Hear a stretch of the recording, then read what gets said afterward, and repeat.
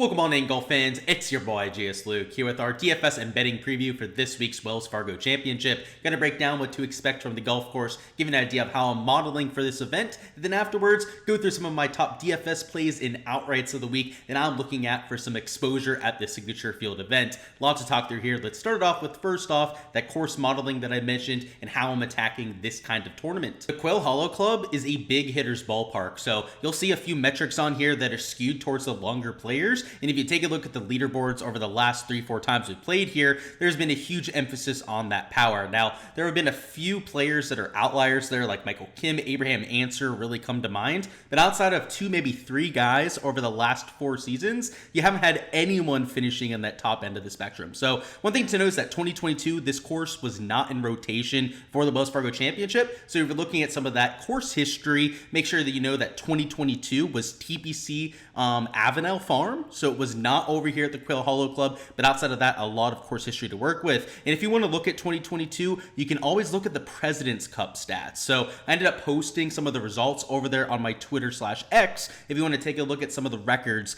out there from 2022. But with this big hitters ballpark, there's a lot of emphasis on the longer irons. So in terms of the proximity buckets down here, everything from 175 plus is emphasized a little bit more than usual. Off the tee, we're looking at driving distance and ball speed. 2 metrics that'll give us an idea of a player's power, bogey avoidance at this difficult track, and then also apex height, which can be tied out there to your driving distance, to your ball speed numbers, but is not completely reliant on that. Right now, the power players, right, tend to push the ball higher through the air, but some of your shorter hitters are skilled at doing so. And the reason why I'm looking at apex height is with the greens, with the long iron shots that you have to hit, to get it close to a lot of pin locations, you've got to be able to launch that ball up into the air. So, we're going over some of the modeling here, but if you want my full breakdown on this golf course, make sure to check out my course breakdown. There should be a link at the end of the video to go out there and watch that. And, I talk about all of this in much more detail. Putting in around the green is de-emphasized around this golf course, and especially the around the green play is hardly even a fixture in my modeling. I'm looking at course history. Left rough tendency is something I got from the Bet the Number model. Over there, they're expecting left misses to be a little bit more penalized than usual this week. So players that have a reliable left to right shape, right, that aren't missing it out there on the left side, are favorable this week. So I'm not a huge course guru like they have at the team over there at Bet the Number. So that's the kind of thing that I'm going to trust them on there. So we've got a few weird stats this week, right? A few stats that we're not usually looking at, but because the Wells Fargo Championship, the Quail Hollow Club is such a unique venue, there's a time and place to use those kind of things. I'm looking at the Copperhead course for a comp, also the Torrey Pines South course for a comp at the Farmers Insurance Open. Both real difficult tracks, especially off the tee at the Valspar. Farmers have a difficult scoring average, but also really tricky greens like you get at the Wells Fargo. That's the key separator of this course, right, as compared to the Byron Nelson, also over there at the Mexico Open, right? They're all long, difficult tracks with long irons and emphasis off the tee. What makes this course, right, even harder than what you have at the other two are the greens, right? There's a lot of slope on them. They're easy to 3-putt. They're tiered. They're hard to get to the right section of the green. And because of that, the scoring average is drastically different. So that's my take on the course. We're looking for bombers. We're looking for long iron players. And we're also looking for players that can avoid bogeys and launch the ball up into the sky. So with all of that, my number one play is Wyndham Clark, who checks literally every single one of those boxes. If you're looking for course history, well, he won this exact event last year. I got him at 16-1 on Hard Rock for an outright, and at $10,500, I do think he'll get some ownership, especially after Ludwig Aberg withdrew. Right, he was there at like $10,200, $10,300, and because of that, there's a good gap out there in the 10K range. So Xander, Rory, a little bit priced up, right, both there at $11,000 plus. Then you have Cantlay the whole way down at $9,800. So if you're looking to get different, he is not going to be the guy to go out there and do it with. But what you are getting with Wyndham Clark is elite level win equity mixed up with a lot of birdie or better upside. So if you take a look at the recent form metrics, I mean, they speak for themselves. The guy is playing some of the best golf of anyone in the field, gaining over half a stroke per round off the tee on approach on average, right? Entire stroke gain ball striking over his last 24. And if you zoom in on the stats, they're still just as good, right? Still gaining a little bit over a stroke per round ball ball striking, and that putter, that around the green play is always going to be elite level stuff. And at this stage, he's just become a completely different golfer than what we had even at this event last year. I'd argue that he's a much better player now, a much more consistent player. We were getting glimpses of what he was capable of, but now it's almost every single time he tees it up, he's getting himself into contention. So, I think he's got a much higher floor than what we had in the past. And at $10,500, I think it's a fair price tag. And in fact, I think he has just as much, if not more, win equity than guys like Rory McIlroy and Xander Schauffele. I certainly think he has more win equity than everyone in the 9K range. So at $10,500, even if he is the chalkiest player up top, I think he's deserving of having that kind of credit. I mean, outside of Scotty, I think Wyndham Clark would have at least 3 wins this season, right? If Scotty Scheffler wasn't around, and the entire narrative around his career and his season would be different, right? I mean, he'd be the world number 1. He would be the player that has a massive lead out there in the FedEx Cup list. And now that Scotty isn't around, it feels like it's his chance to go out there and grab what is his. So $10,500, I'll take that big game hunter all day. Also, right, the guy who won this event just last year, if we're looking at some of our key stats, right, I mentioned that he checks all the boxes. Long irons. He's one of the best players in the world. He's like top 15 in all the long iron categories. Off the tee, he's maybe the longest player in this field, not named Rory McIlroy. Pretty good bogey avoidance. He's like top 25 in the field. So that's maybe one of the only categories he's not elite with, because he launches the ball higher than just about anyone else. And this putting in around the green, it's not like he's a slouch there either. I mean, he's one of the best putters out there, right? He's a pretty solid around the green player as well. And though they're a little bit less important this week, all of our top end boxes, right, long irons, off the tee distance, he checks more than enough out there. So this is his kind of golf course. He also has the left to right ball shape where he doesn't miss left very often. It just seems like the golf course is built for this sort of player. So love Wyndham Clark. 16-1 I thought was a fair number, and a player I'm going to be starting a lot of my lineups with. Next up, we've got Max Homa at 22.5 to 1 for an outright, $9,400 in the DFS angle. And what I like about Max Homa is, first off, course history. He's another player who's won at this golf course before, and 2022 doesn't count, right? He would have 2 wins at the Wells Fargo, but that one was at the TPC Avenel Farm. So TPC Potomac actually is the name of that golf course. But back there in 2019, he won this very event. And last year, right, top 8 finish, did miss the cut back there in, 2021, when Rory McIlroy ended up winning this event. But he's got a win, a top 8 finish, and he's coming in a little bit sneaky, right? If we take a look at the last 24 rounds, he's not playing his best golf, right? Not that great off the tee. Ball striking in general has not really been there, but what we did see from him was an elite tier performance at the Masters, right? And I tried to get early on him there. It paid off massively out there at the Masters tournament. Now, RBC Heritage T55 is much below his expectations, but I saw enough at the Masters to want to buy in early on Max Homa, because first off, he's won here before. He's proven that his skill set, right, works at a Quail Hollow club. And at $9,400, 22.5 to 1, with Scotty Scheffler, this is honestly the kind of betting line I'd expect to see. And now that there's no Scotty, no Ludwig in the mix, right, 22.5 to 1 feels more than fair for somebody that was just in contention at a major championship 2 starts ago. If you take a look at the long-term stuff, right, like last 50 round sample size, right, you're looking for a guy that gains off the tee, gains on approach, is a good long iron player, right? Obviously, Max Homa checks a lot of those boxes. He's also a good player on this golf course with the putter, right? Historically, gains a ton of strokes with the flat stick around this golf course, and with his ball striking floor that we typically have, right, that's like a top 10, top 15 finish right there, especially in a signature field without 145, 156 players, whatever it is. So $9,400, I like his floor at this kind of golf course, but obviously if I'm taking the outright, I see that potential for a ceiling performance too. So if he goes out there, he has a similar week to what he did at the Masters, that's a win this time, right? The 2 guys that finished ahead of him were 2 guys that aren't even in this field this week. So, kind of like Wyndham Clark, I'm trying to take the guys that have gone close recently, but maybe not punched their ticket, because now they have a much better opportunity to get the job done. And, wouldn't surprise us at all, right, for a former champion like Homa or Wyndham Clark to go out there and get the job done again. Next up, we got Viktor Hovland, who's the first surprise pick here. And you know, a lot of people are going to point to him, you know, grinding on the range this week. He was grinding at every single event down there in Florida. And I could tell you, I went to a lot of the Florida events. I got to see a lot of the grinding from Viktor Hovland. He is the hardest working player on all the PGA Tour. And I think people like to give him crap for changing coaches, right? He's had a rough start, right? People are starting to pile on to Viktor Hovland. This guy is going to prove people wrong. And it might not be this week. It might not be his next start or even his third start after this, right? Where he goes out there and does it. But when Viktor Hovland flips that switch, he gets back into that mode we saw towards the end of last season.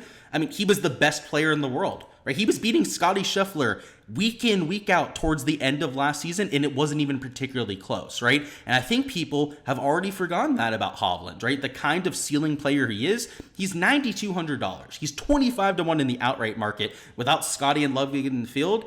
That just feels like the pendulum has gone way, way too far on Viktor Hovland. And I'm somebody that myself has kind of crashed and burned with them this year, right? I've taken chances on Hovland, trying to buy in a little bit early. And it might be that same kind of situation again, but I look for the ceiling. I look for the potential in a lot of these players, right? I'm playing large field GPPs, right? I'm playing contests where I have to have the absolute nuts to take it all down. And Hovland, if he has a good week, is for sure going to have to be in your lineups if he gets there at $9,200, right? If he goes out there, he finishes top 5, which is more than in his range of outcomes, you got to have him at $9,200, right? And he doesn't even have to win this golf tournament. So I think a lot of people are going to avoid him because of the form, right? I mean, obviously, take a look at the recent form ranking. He's number 49 in the field, which is far from what we're looking for in a 69-player field, but it's more at that long-term outlook with Viktor Hovland, right? Knowing that he's one of, if not the best player in this field when he has his best stuff. And at $9,200, this isn't a golf course that he's played particularly well at, but he did have a T3 finish right back there in 2021. So that was when Rory went out there. He was relatively new to the PGA Tour at that point and went out there and had one of his best starts back there in 2021. So he's shown that he's capable of taking on this course. The T43 last year is far from what we're looking for, but because of that finish, you know, if he had like a T3 and then like a top 8 finish out there last year, I think people would try and buy in early on a Viktor Hovland. But because we have that sample last year where it didn't really go all that well, then maybe he is lower owned like what we're looking for. So I think Homa will be about average owned, maybe like 15% out there for GPP. So he'll be a pretty easy spot to go out there and get leverage on. I would say that Viktor Hovland might even be like 10 to 12.5% owned, especially if people aren't buying in on him, right? Bouncing back at this kind of week. Wyndham Clark will be chalky, right? He'll be 25, maybe even like 30% owned. So he's definitely going to be somebody you have to splurge on with the ownership. But these other two core plays in the 9K range, I don't think are going to be the super popular options. I think you see people get to Cantlay right after his last few starts that have been pretty decent. I even think like a Colin Morikawa, a Sahith, a Hideki Matsuyama for sure is going to be super chalky out there this week. So guys like Homa, Hovland, right, that have legit winning upside this week, I'll take for some of the large field GPPs. So part of it is a little bit ownership dependent, right, on how much I'm going to take in the large field GPPs. But assuming both are relatively low owned, they're going to be some of the higher leverage spots that I have on the entire slate. Before we hop into our value plays, we're going to have actually three this week that I've actually bet outright as well. I'm going to remind you guys you can check out everything on this spreadsheet, everything throughout my videos over there on my Patreon page. On there, you've got all my projections, modeling, all the shots gained metrics, recent form, course history at your disposal to go out there and get all your research started. So, you know, the point of this, it's what I use to go out there and use my own process, get everything started myself, is to save time, right? To not have to go to website to look at stats, and not have to go from tab to tab over there on the Internet Explorer, Google Chrome, whatever you use, to try and research players, right? It is much better to have everything on just one sheet in front of you. You can go through it player by player, get an idea of how they model, right? We've got a recent form modeling on here. We've got the course fit modeling, which is a little bit longer term, right? Looking at just the best players for each event. And then total model ranking, right? Kind of incorporates everything together. We've got the projected points, ownership, my player pool, outrights all on here. Just to, again, simplify your process, right? Save you some time every single week, give you that insight into who I'm playing, who I'm betting, my modeling for any given week, and streamline that process for you. So if you're looking to join the Patreon, you're wondering how to get all of these spreadsheets, well, check out the link in the description of the video. So it's my Patreon page on there. We have a Golf DFS tier. The Golf DFS tier is how you get access to these spreadsheets. So I do some prop stuff too. I have a combined golf tier if you're looking for props and DFS. But for the sake of these videos and these spreadsheets, the Golf DFS tier is what you want to check out. And now that we got that out of the way, let's go through some of our value plays, and I've bet all of these. So not normally, I should say not every single week I go out there and actually bet these value plays. A lot of times it's like top 5, top 10s, maybe even top 20 bets that I'm mixing in. But because it's a signature event, not as many players, and these sort of players I think still have win equity, I went out there and actually took them for outright. So the first one I took was 30 to 1 on JT, which, you know, an $8,500 golfer is not normally 30 to 1. So that shows you the kind of value that you're getting with that kind of price tag, right? He's just above the average price over there, $8,500. He won the PGA Championship here. So, you know, if you take a look at the event history, it's okay, right, for JT, right? T14, T26, T21 back there 6 years ago. What is it? 2018. Yeah, the last time that he played there. But at the PGA Championship here, ended up winning against an even better field than what you get at this golf tournament. So he's got the course history just like a few other guys that have bet this week. And, you know, just for $8,500 Justin Thomas, that's way too cheap, right? He should not be cheaper than a Cam Young, a Matty Fitz, a Siwoo Kim, especially if he's starting to get back to the JT that we love, right? If we take a look at the last 24 rounds, which haven't even been that great for him, he's gaining 3/4 of a stroke per round with the approach play. He's one of the best, if not the best, around the green player that we have on the PGA Tour. Off the tee, a little bit hit or miss. He's had his weeks where he's really done well, and that's normally when he's in contention. And he's had a few weeks where he's bled strokes off the tee, right? And that's when he's gone out there and missed cuts. So still a little bit volatile, but at $8,500, right, we're not going to find any locks in this range, right? We're okay taking on a little bit of risk. The upside far outweighs the negative of him going out there and missing the cut. So he's a player that I'll take a shot on, right? Outright perspective. If he can win a PGA Championship around here, he can certainly win a limited field signature event kind of format. So $8,500. I love the iron play. Again, he's been a little bit inconsistent, but I'm willing to overlook that. We know the putter is going to be hit or miss. It's going to be really what drives his win equity. But even if he doesn't putt well, right, could very well top 10, top 20 at this golf tournament. And, you know, a top 10 at $8,500, especially if he's posting a lot of birdie production, might be enough to crack the optimal. So that's why this kind of price tag is so important for JT. Is he's not a 9K guy, right? That we need to finish top 5 or even top 7 to be optimal. He's more so in that top 10 range, right? Where, you know, especially if nobody's winning or finishing top 5 down here, and he's, you know, top 10, he could very well be the best finisher, right? Out of all the players that you have here. So 30 to 1 out there. He'll probably get some ownership out there in GPPs. Is still a player that I'd be willing to get over the field on. Next up, we've got Willie Z at 40 to 1. He's only $7,900. So he'll for sure be chalky, right? Same thing with JT, but there's such good price tags. There's such good players in this field, such good course fits around Quill Hollow that I don't care, right? I'll lock him into lineups kind of like the Wyndham Clark chalk up top and then find other places to get different. So the idea with Willie Z is that he plays difficult golf courses as well, right? Major championship type of venues, which is exactly what we have with the Quail Hollow Club. And that's what we're getting this week, right? If he plays well at these kind of tracks, he's way cheaper than he probably should be. And sure, he'll probably be 15, maybe even 20% owned because he's such a glaring misprice, but I'll still take that out there in my GPP lineups, right? Just because you have a few chalky guys in your player pool does not mean that all your lineups are just going to have chalk, right? You take maybe 1 or 2 of them together in our lineup, and your other 3-4 spots, take some reasonable or even leveraged plays out there. So I like them in lineups where I'm differentiating up top, or if I'm taking somebody, like maybe I'm not starting with Wyndham, maybe I'm starting down here in the 9Ks, he's a real good guy to take with a lineup. I'm starting like Homa Hovland, right? Taking the 2 hoes to start my lineup, and then going down here and taking Willie Z as like a 3rd or a 4th man in. Feels like a pretty good start to a lineup. And he'd probably be your 4th man in, right? You could probably fit in another 8, even 9K option if you're starting with that kind of balanced lineup. But it's all about your lineup construction when you're using these chalkier options. So Willie Z, I think, is just a glaring misprice, right? Somebody I don't think you should be fading just because of the ownership, because he's so cheap, right? Kind of like JT. He finishes top 10, that's an optimal play, right? He finishes top 15, maybe he's still even an optimal play at $7,900. So he's got the birdie production. He's got the kind of skill set we're looking for. If we go to the last 24 rounds, again, it's not been amazing for him, but still gaining 0.65 shots gained approach per round, right? Still at least gaining off the tee. The short game can be a little bit hit or miss, but you're not getting perfect plays down here in this range, right? Everyone's going to have their fault down here in the 7 and 8K range, and I'm more so looking for the upside in players, not necessarily reasons to avoid them. And then the last guy I'm getting to is Akshay Bhatia, who I got at 50 to 1 to win this week, and it's just a clear iron play game. And if you take a look at the last 12 measured rounds, well, he's been by far the best iron player in the field, where he's gaining 1.82 shots per round. And it's not like it's been in weak field events. It's been the RBC Heritage, right? It's been those events down in Texas that had pretty good fields himself, including one they went out there and won.